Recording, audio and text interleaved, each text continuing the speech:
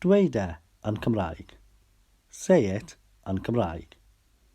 Let's start with the basics. Gadewch i ni dechrau gyda'r hanfodion. Y cyntaf o Ionawr. The 1st of January. Now let's add a little more. Nawr ychwanegwch ychydig mwy.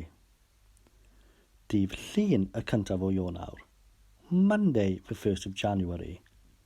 And finally, ac yn olaf, heddiw yw dydd Llun y cyntaf o Ionawr. Today is Monday, the 1st of January.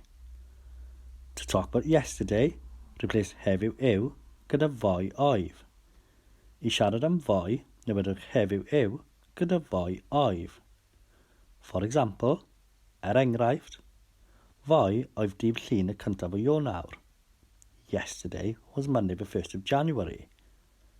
To talk about tomorrow, replace heddiw yw gyda yfori fydd.